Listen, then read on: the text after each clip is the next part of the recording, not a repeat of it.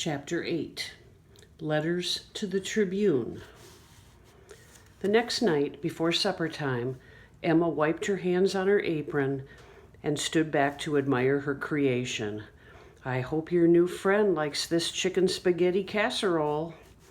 "All Yankees like spaghetti," I said. Of course, I don't know one single Yankee except Laura. I thought for a minute. "I hope Jessalyn won't act snotty to us because we're only 11, I said. "I'll make sure Jessalyn behaves." Emma picked up the big silver knife to swirl the last bit of icing onto a sweet-smelling cake. "She's not always as nice to me these days," I said, "and she argues with Daddy." Emma pointed her knife to the ceiling as if Jessalyn could hear. "That girl would argue with a signpost.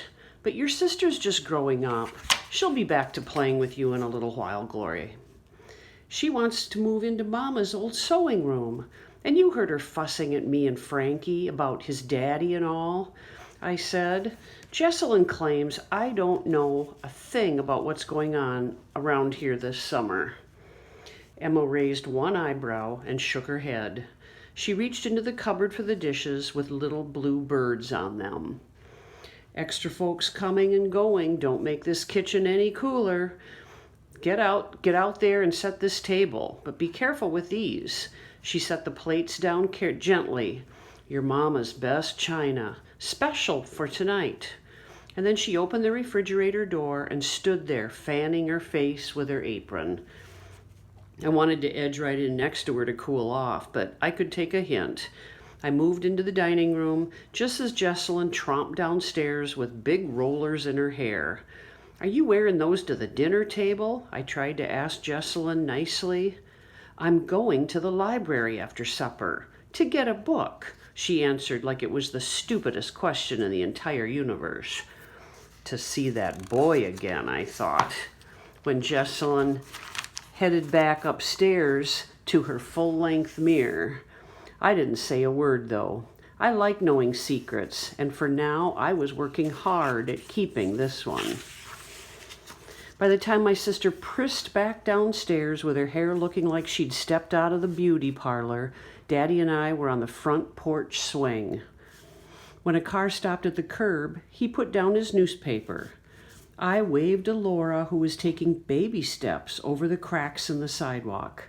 A lady, who must be her mama, stepped out of the car. "Hi, y'all. Come meet my daddy, Brother Joe Hempel. He's the preacher over at First Fellowship United Church." Daddy put out his hand to welcome her. "Laura, pleased to meet you. Is this your mother?" "I'm happy to meet you, Reverend Hempel. Miss Bloom has spoken highly of your family." Laura's mama talked funny, like Laura, but the smile creeping across her face made me think I wouldn't even mind being sick if she could be my nurse. "Can you stay for supper?" Daddy asked her. "I'm late for my meeting," Mrs. Lampard said. "Thank you. Some other time?"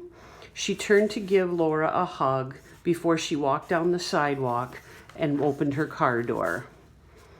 "I'll pick you up after dinner," she called back. "At 9:30 sharp." Laura glanced down the street one more time and then followed me inside.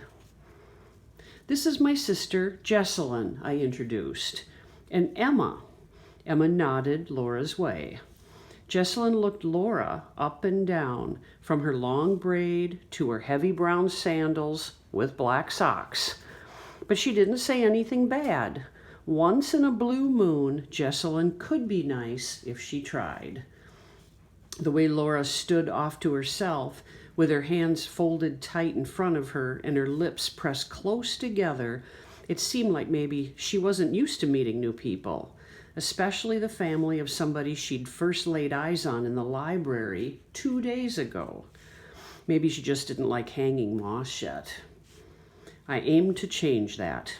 "Supper'll be ready soon," I told Laura. "Do you want to see my room?" She nodded and followed me upstairs. I did all the talking. "That's my mama's old sewing machine."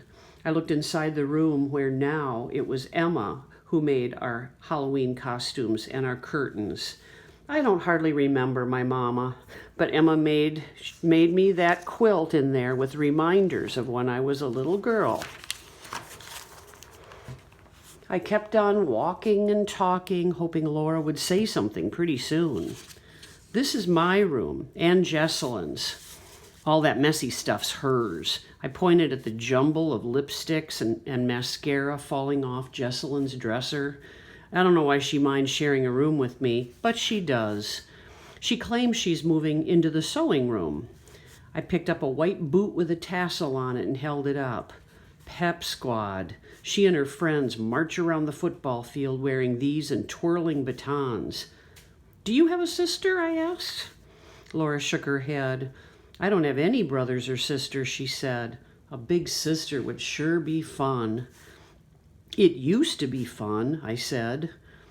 When Laura picked up The Secret of the Old Clock from my row of books, she turned the pages so carefully I couldn't help but wonder if she planned to hide in my room reading all night.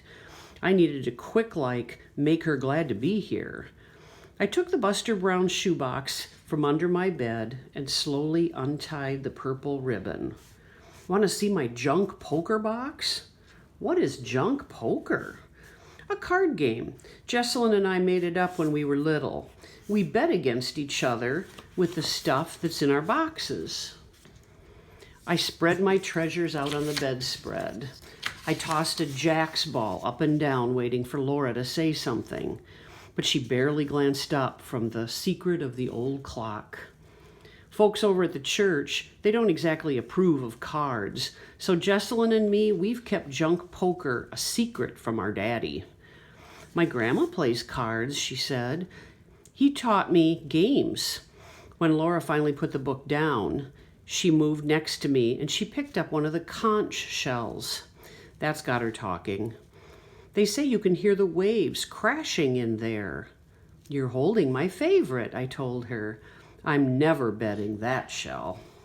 My mother promised we'd be going to the beach this summer, but we ended up coming here to Hanging Moss instead. Laura held up my shell up to her ear. Some days, wouldn't you like to just disappear into the ocean inside? The beach would have been more fun than this hot place. No water near here except for the pea pool and the community pool. My friend Frankie swears that's about to close. I sighed. After a minute, Laura leaned back on the big pillows lined up on my bed. My mother keeps reminding me that we're here to help, she said. But staying the summer in a place where you don't know anybody and there's really nothing to do? Laura's voice trailed off and she hugged the shell closer to her. You know me now, I said. And then I spied my record box filled with my new 45s, and I grabbed it off the shelf. Hey, Laura, have you ever heard of the Beatles? She put down the shell and scooted to the edge of my bed. I love the Beatles. Did you see them on TV? Which one is your favorite? After that, until Emma called us down for supper, all we did was sing along to my records, pretending that we were John and Paul. All we talked about was how much better the Beatles sang than Elvis. When Laura handed my shell back, I packed the treasures in the Buster Brown shoebox and hid it under my bed. I cut off the record player and put away my Beatle records. Downstairs, Laura sat next to me in the dining room table across from Jesselyn.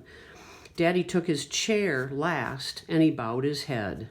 Bless this food, Lord, and those who have prepared it for us today, he prayed. Watch over Laura and her mama and all the visitors here in Hanging Moss. Thank you for your bountiful goodness. Amen. It was finally time to eat. From where I sat, I had a clear view of Emma in the kitchen. Pretty soon, she untied her apron and smoothed out her white uniform. Then when she brought the blue china casserole dish into the dining room and offered it to Laura, then to me, she looked like the ladies in the school cafeteria that watched over every bite we took. Emma finished serving the spaghetti and then moved into the kitchen, but she was hovering, listening, right inside the door. Daddy beamed around the table, tucked his big white napkin under his chin. Right off, he said, "I hope you like it here, Laura. If you haven't had a chance to go to the pool or go over to Fireman's Park, maybe you'd like to go with Glory one day." Laura picked up her napkin and spread it on her lap over her skirt. I took one little bite at a time, chewed with her. She took one little bite at a time, chewed with her mouth closed. Jessalyn broke her piece of hot bread in two. "Glory says your mother's a nurse." "My mother works at the Freedom Clinic." Laura sat up straight. "It's for Negro people who don't have doctors." She scooted mushrooms from the spaghetti sauce off to one side of her plate, twirled a noodle, and picked off a bite of the chicken. Any minute now, I expected Emma to call out, "Laura Lampard, stop playing with your food," like she would do if it was me twirling and scooting. But Emma didn't say a word. She stood real still with her hands pushed hard in her pockets. "Miss Bloom says that Laura's mother's here to help poor people, and that clinic's helping our town," I announced. I looked at Jessalyn and then back at Daddy. "It's good that you and your mother gave up the summer for those in need, isn't it, girls?" he said. "Do you have a family back in Ohio?" he asked Laura. "Just my grandma and grandpa," she answered. She kept her eyes on the napkin on her lap. "They're worried," she said quietly. "They didn't want me to come." I put my fork down and stopped chewing. "Why not?" Jessalyn ignored me and looked right at Laura. "Have you been reading about the civil rights workers in the paper?" "My mother says we mustn't read the newspapers here," Laura said. "They've been making up hateful things about her friends causing trouble. I've read letters to the editor of the Hanging Moss Tribune saying that they should stay up north where they belong," Jessalyn said. "Not everybody agrees with the newspaper, though." "Who writes letters like that?" I asked. "Frankie's daddy's not too happy about what's going on. You reckon he writes to the newspaper?" "A lot of folks are pleased about the Freedom Clinic that your mama's running," Daddy said. "You'll see. People will come around." "But why would anyone not like a clinic that helps poor people?" I asked. Most I'd read in his newspaper was what was playing at the picture show. Sometimes Frankie would make fun of the paper's society page, silly stuff about parties and who's visiting in Hanging Moss. I never read letters about people from up north here to make trouble. "You're too young to read letters to the newspaper editor, Glory." Jessalyn stuck her nose up in the air. She took a sip of her iced tea and then smiled with her lips closed. "When you're old enough, you'll realize what's going on this summer." "I am old enough, and it's not like you know everything. What are you doing to help those in need, like Daddy says?" Jessalyn had stopped being nice and was back up on her high horse again. My big sisters could be so aggravating. I wanted to kick her under the table hard. But when I glanced over at Laura, she was looking back and forth from me to Jessalyn, twisting her napkin in her lap with both hands. Right then, I decided to be nice to Jessalyn. "I have an idea. Miss Bloom asked me and Laura to do a special story time when the library has their thanks celebration after 4th of July. I smiled really big at Laura and then back at my sister. "Maybe you could help us, Jessalyn. Miss Bloom's inviting Laura's mama and her friends, too. All those Yankees coming to our library." Daddy looked at her like he might be about to say something and then changed his mind.